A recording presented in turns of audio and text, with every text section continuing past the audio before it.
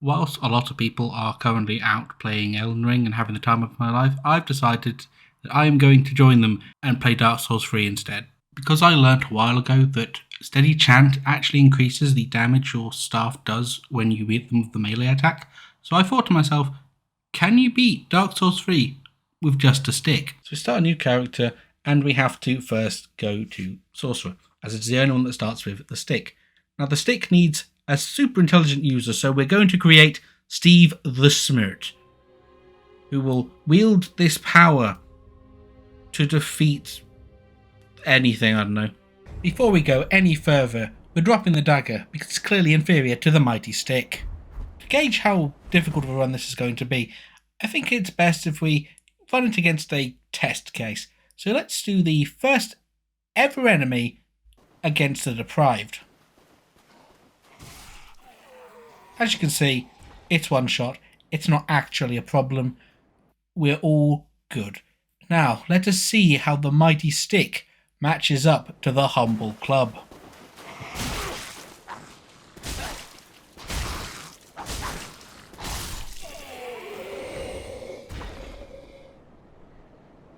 Well, shit. Onwards and upwards, and we go fight Gundyr. First boss of the game, a bit of a wall, but I'm pretty sure that we can prevail. Except we do dick for damage, so... I then remembered that the ultimate counter to Gundyr was parrying. Now, I've never really been very good at parrying. What am I saying? Look at me go, I am a shiny golden god. It was only my first attempt and it was going really, really well. And then I cast a spell using R1 and completely rendered it moot, so... Cue me going back to being a parry scrub and just jobbing it for the next few tries. Eventually we managed to get to phase 2. This is where things become a little bit more awkward because he's big and he's pulsating and it's very difficult to see exactly what's going on. So more deaths ensued. It was around my fourth real attempt in phase 2 that I discovered there was something very interesting about Pus of Gundyr. Outside of a couple of moves, namely the slam and his quick slash, everything he does just can be walked to the side of. So, a little bit more slapping to the ass, and we finally get him down. File into Firelink, and we bump into a bit of a roadblock. Turns out Staff's L2 is only scaling with strength, and because it has 0 actual scaling, the only way to increase the damage is to level up the staff. So we're going to have a bit of an issue there. But we're going to do a bit of the cleaning up around Firelink, pick up the usual things, take my dog for a walk, lose my dog off a cliff, unallocate spells, get the insurance money, level up some vigor, and then go on to the high wall. I will say here right now that I am running past most enemies because, unfortunately, the stick is not designed to fight multiple people at once. One-on-one, yes. Any more, no. There really isn't a whole lot that can be said about the Vault fight. It's much easier than Gundyr, and the only problem is it just takes a long time when you're using a stick. I'm also probably the only person who's heard this much of his OST unwillingly. Blitz through the undead settlement so we can get to the Onion Bro and help him fight the demon, but only because I really want to get this armor, and then we ignore the rest of it and get on into the Road of Sacrifices. This area is really important because it's where the build really comes alive, because it gives us access to the Storyteller's Staff. Why this is important is that its weapon art is Poison Spores, which applies a much more aggressive version of poison, which against boss enemies with a huge health pool just shreds them, as it's way better than Toxic at higher health pools. But you're probably thinking, isn't that against the spirit of the run? Anyway, the problem with farming this item is that the only thing it drops from is these guys, who are not a problem to get to on their own, but you have to get past the Corvians, and, well... a relatively irksome enemy, made even more so by the fact that I have no poise while attacking and do bugger all damage. Skipping a little farther forward while we try to solve the Corvian problem, I need to find myself a better stick because unfortunately this stick just isn't cutting it. Luckily there's one right here that doesn't actually increase our damage at all. This was a waste of time. Now let's go beat the Crystal Sage, another one of an easy bosses that's not really hard unless it's your first time, so I don't imagine we'll have much of an issue here.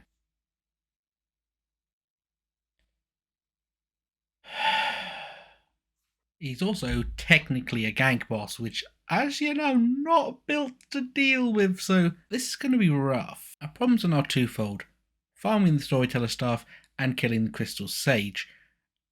Now, a normal person would go and try to just farm the staff until such a time as you actually get it, but me, I'm impatient and stupid, so I went and fought the curse-rotted Greatwood. It wasn't actually that hard of a fight, to be told, but now I've gained nothing.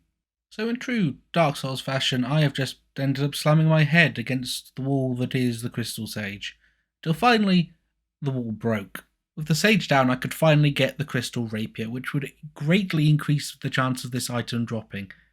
And after a couple more attempts, boom, I finally have it. The Storyteller Staff that'll really be my cornerstone for the rest of the game.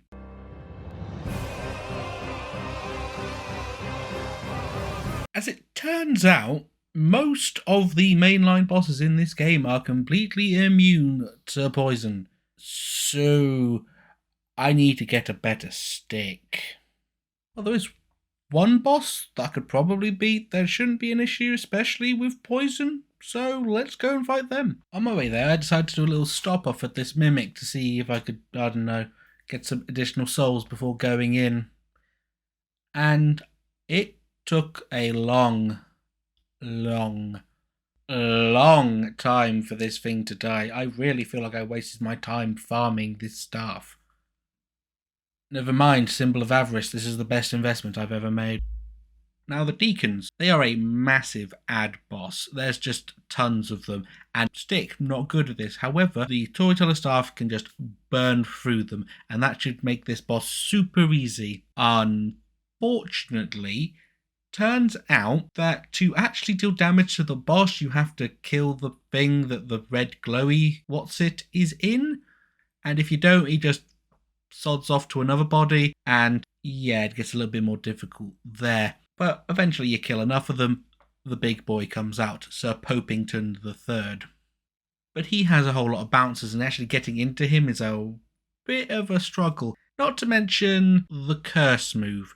Normally, this isn't that much of a problem. However, because I'm using the stick, I can't really stagger or kill them fast enough, so it becomes a little bit more nerve-wracking. And unfortunately, this all builds up to a whole bunch of death. Also, the Deacons can heal the Pope. I need a better stick. This unfortunately means I have to fight the Abyss Watchers, and while they are not really as much of a gank or a DPS race as the Deacons, they are not particularly fun when all you have is stick. You do get to a point where you have to rely on the third aggressive watcher to actually deal damage in the first phase. Problem is that he is exceptionally unreliable, and if both of the other Abyss Watchers get on him, he does nothing useful. So you basically have to distract the second Abyss Watcher while you hope beyond hope that the aggressive one actually does his job. And after about 5 minutes, there we go. He's actually done it and we're into phase 2, which is not a better story. Because you can't trade well with him. You have to wait for him to do one of his big wind-up attacks that have a lot of recovery on them. Otherwise, you just will not be able to get a hit in safely. But after a long time of back and forthing between it and hoping that you actually dodge some of the really awkward hitboxes on this boss, you can finally beat him, and we can get on to our new stick. Into the Catacombs, which we will 90% just run through because that's what we're doing today, I guess. Interestingly enough, though, this is actually a place where I do decent amounts of damage because everything here is weak to striking. I also managed to get the Hat Skeleton to hit himself with the Skeleton Ball, so that saved me some bloody time. But again, we skip past everything, we knock down the ladder, and we go further deep into the smouldering lake. We sit and cheese the Carver Sandworm, as is tradition, and then we get lost in the Demon Ruins, because I have a terrible sense of direction. But then we eventually find ourselves where we actually need to be, and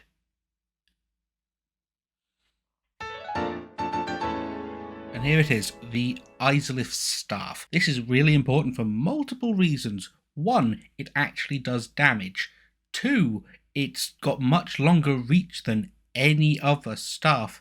And 3, it's the moment I learned that I didn't actually have to have the correct stats to use the staff as a slapping stick. Just need to have the strength and dex, which if you get a staff that needs more than minimum physical stats, then I would absolutely love to see it.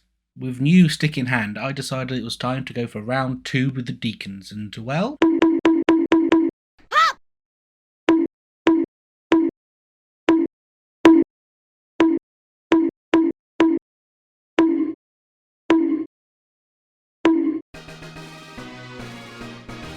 I really have nothing to say about the Wilhelm fight. It's easy even with the stick. Maybe because of the stick. Anyway, he wasn't a problem. Because I spent all this time getting the storyteller staff that I couldn't actually use for most of the run, I wanted to get the most bang for my time, so I went to go and bully the old Demon King. It basically just turned into me running around a corner and wiggling the stick at him aggressively. So, how's your day been? Oh, while we're here, maybe consider giving a like. Got nothing better to do for the next few seconds. Yeah, I don't know how to fill this one. Oh, he's dead now. Awesome. Onwards now to Irithyll. On the way, I decided to make a quick stop so I could kill the Sullivan Beast, which went really well until it didn't. But then I tried again, and I killed it, and I got nothing useful out of it. Speaking of old Sully, he's up next, and he's once again a boss that isn't immune to poison. So you know what the drill is, except he's really aggressive, and actually getting him to stand in the poison is a bit of a hassle, but once you do, it is just running down the clock until essentially burns to death, which isn't too bad in the first phase, but the second phase is where things get a bit awkward because he summons his stand. And that just makes it a gank fight, and I'm not about that life. So that leads to me dying a couple times. But after about 3 minutes of bravely cowering in the corner, he's finally down, and we can move on to more of the same. Now we head on our way to fight Aldrich, the Devourer of Gods. But before that, I decided to tempt fate again and go fight the Sullivan Beasts down in the aqueduct. Didn't really go well at all, but then I decided I would try and cheese them on the ladder, which didn't go well. And then I somehow managed to kill the first one, and managed to trick the second one into a endless loop of following me around this one pillar. And the fat ring is acquired, and we carry on from there. Now, getting up to Analondo is a bit tricky, but if you're a master like me, it's no problem at all. Anyway, without any falling off at all, I managed to get all the way up and now into Aldrich's boss arena. And the fight isn't really that hard at all because it's not really a huge amount of dodging you need to do, and he just kind of sits there for a bit. So, 2 lords down, 2 to go. The profaned capital. Home of the mainline boss I least wanted to fight, Yorm the Giant, because unless you're using the Storm Ruler, this fight is a little bit tedious. However, it wasn't actually as bad as I was expecting, because I learned quite quickly that while his legs are very resistant to damage, his arms actually do take a sizable chunk, and he's very slow, so avoiding his stuff isn't actually that bad. Yeah, I died, and even though I used an ember for it, still not actually that much of a problem.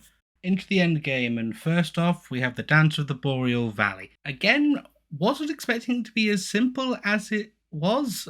I mean, I died once, but all you really ended up having to do was hug the booty, and you were golden. At this point in the run, there's not actually a huge amount to talk about because the bosses are pretty much the same thing again, and I generally don't actually interact with the rest of the world, so it's... I did learn something interesting about the pus of men in the dragons, is that if you get behind them, they have no attacks that can reach you.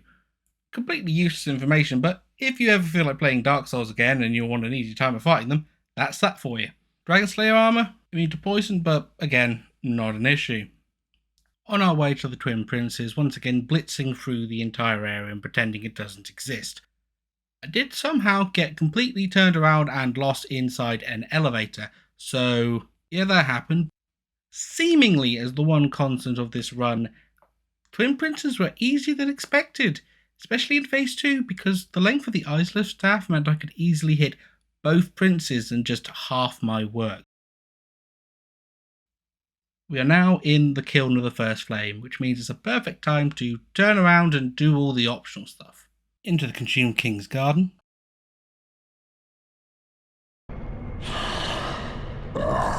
You ignorant slaves. Finally. Slap the stupid out of the jumped up lizard. Now on to round 2 with the Gundyr. Round 2. Fight.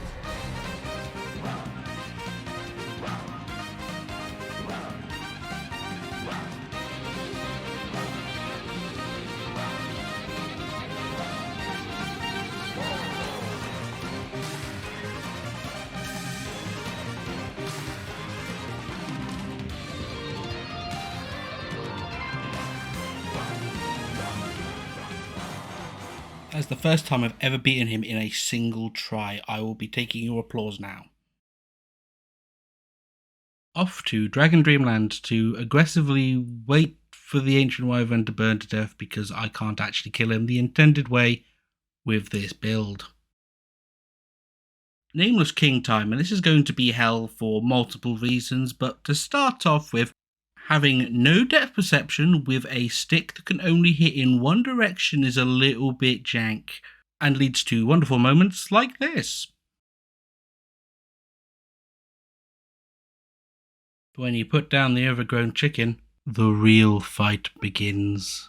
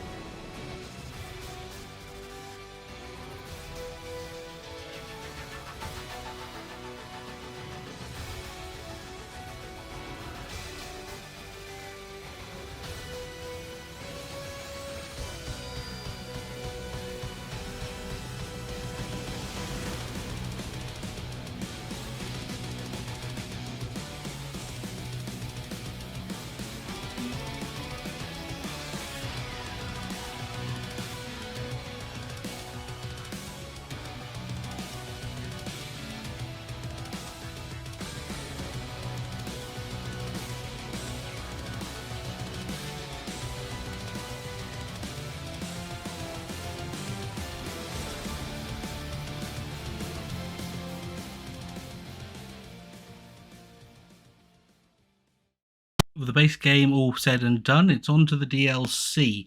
The first real problem is Wilhelm. Now, there is a way of cheesing with the cliff, but I decided I wanted to do this pseudo-legit. What's funny is that if you have a staff out, he will start casting Vow of Silence, which stops all spell casting, but in this case it only really affects him and stops him from healing himself like he is right now, goddammit. A few minutes and several concussions later, Wilhelm is down and we can now continue on. But before we actually get to the main event, I decided to take a detour and fight the champion Grave Tender. It was at this point I learned that the church only opens from the outside. Well, time to beat up literally just an NPC. Not actually a difficult fight on his own, however he does have one little thing. But if you somehow manage to separate the absolute hell out of them, they're not an issue whatsoever. Time now for the first of the 3 remaining bosses that I thought would be an absolute pain in the balls, and this time I was correct.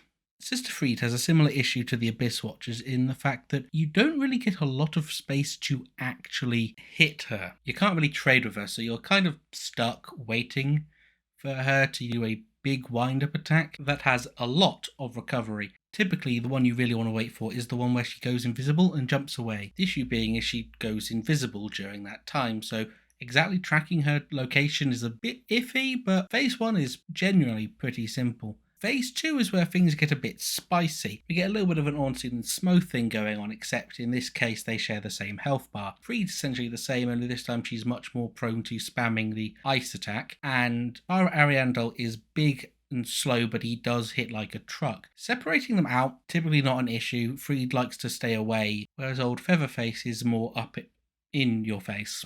But it is simply a case of trying to wear them down, and then phase 3 happens. And phase 3 is more of the same as phase 1, except now she is way more aggressive and more of her moves have AoE. So you again have to wait for the moves with the very long recovery. And not get pancaked, obviously. The issue in this case, however, is that the move where she jumps away and becomes invisible is a lot harder to deal with because there's a lot less snow on the floor, meaning she can basically be anywhere, and the only way you'll know she's actually there is when she throws more ice at you. She also has a command grab that I cannot seem to dodge in any way at all. I was initially trying to avoid using poison, however it is a very long fight and I did not have the resources to truly do it, meaning my last 2 attempts did rely on Storyteller's Staff.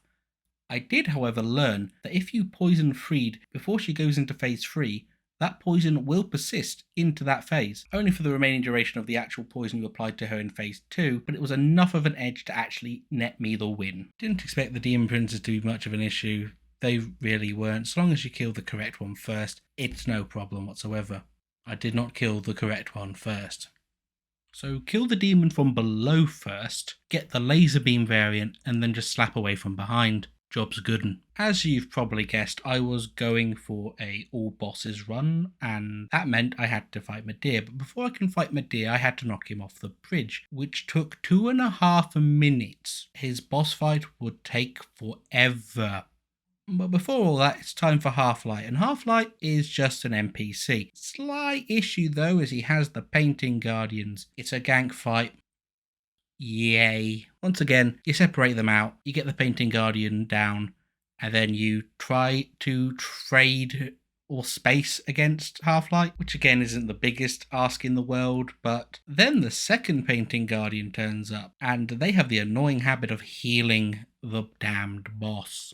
So slap him, slap Half-Light, and we finally open up the way to the final boss. Kind of. I have always struggled against Medea. It's a big scary boss and it does a lot of flailing and a lot of damage, and he is the second of the DLC bosses I was dreading fighting. However, it didn't actually turn out to be that hard. It was just a case of him taking sod all damage from me, so it took me close to 10 minutes for a run. So time consuming, but honestly not the worst. With basically Godzilla dead, all that was left for me here was to go to the end of the universe and stop a bar brawl between geriatrics.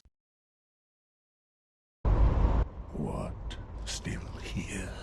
Buddy, if you've seen the run I've done so far, you would know my patience is astronomical. Tale as old as time here. First phase isn't actually that bad. Yeah, he doesn't give you a huge amount of time to land your hits in because he's always moving, but the vast majority of them have a lot of recovery. Phase 2, on the other hand, can eat a bag of dicks, because not only is he much more aggressive, all his moves have AoE, and the recovery on his moves is actually a lot less than you'd think. Phase 3 gets even worse because he starts shooting magic all over the shop and lightning falls from the heavens.